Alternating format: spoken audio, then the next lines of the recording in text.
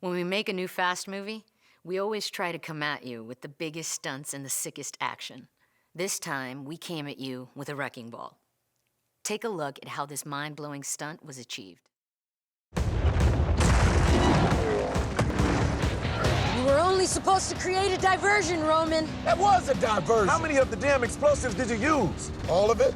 Jesus. Right. Phase 2. Phase 2? What happened to phase 1? What about that pump? What's phase 2? The wrecking ball. I just remember thinking, wow, this is gonna be impossible. I even read it on the page. I'm like, how do you get a wrecking ball to smash through a bunch of cars like this? You dream it, the best crew on the earth, they'll make it happen.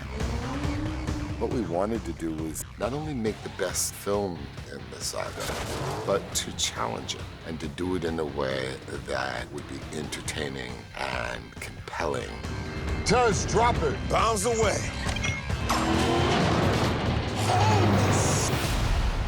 All right, guys. So this is the wrecking ball sequence, obviously. Once this thing goes up, I get all the cameras rolling. It's just gonna be a 3, 2, 1, go.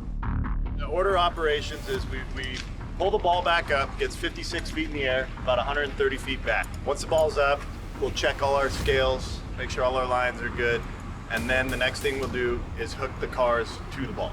Once the cars are hooked to the ball, nobody can be in here at all, period. When we heard about the wrecking ball sequence, we got excited. Obviously, if we could pull it off, just the idea of how it sounds was really cool and exciting to us. But how do you incorporate moving cars? How do you have the wrecking ball actually do the things you want it to do to make it look great? Instead of just saying, "Now let's go on a computer and just draw it in," to me, I love it. Action! The only way to do that practical is to really use the wrecking ball.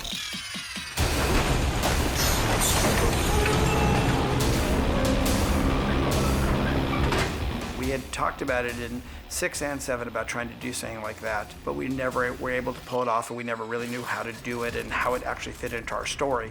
So in this action sequence, we were like, okay, how are we going to take out the bad guys' cars really quickly? One scenario they kept going back to was this wrecking ball scene where they hijacked a crane and the wrecking ball and it just wipes out the bad guys.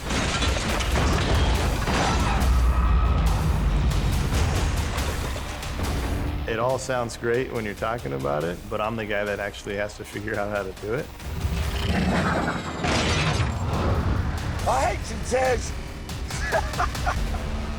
We determined early on that we wanted the wrecking ball to weigh about 30,000 pounds. Neil wanted the ball to be between 10 and 12 feet in diameter. The biggest wrecking ball we could find in the country was about 5 feet in diameter, which is nowhere near what we needed to do the shot. We drew the wrecking ball on a computer, figured out how thick of steel that would need to be, and dissected it into layers, and then cut a bunch of donuts out of 1-inch thick steel plate, and then stacked them one on top of the other to make our sphere.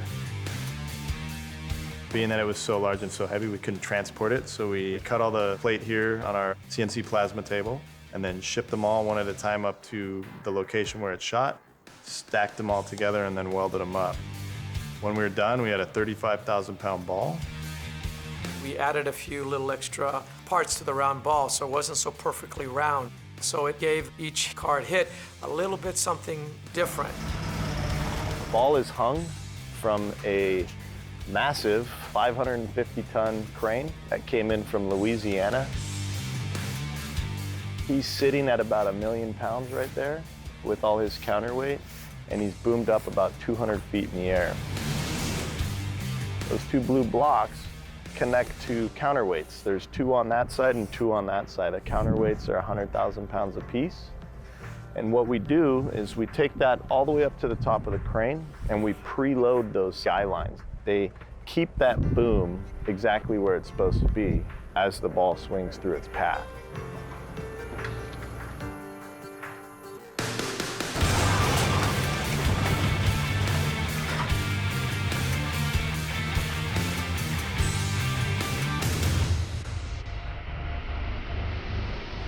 Again, when you're filming stuff, it's not like being there in real life, so you have to let the audience feel what it would be like, that edge that they don't get on film, that they get in, obviously, in real life when they're there seeing it or being around it. Those are the things that are challenging for us, is how do we make it real, but let the audience see what it'd be like if they're really there. To see these cars fly 50 yards after being smashed by this massive wrecking ball, it's just a great movie moment.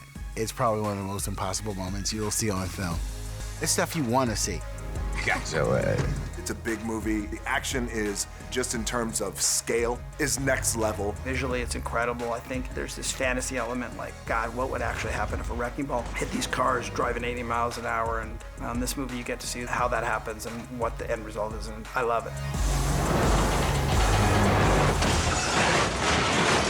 That was complete destruction.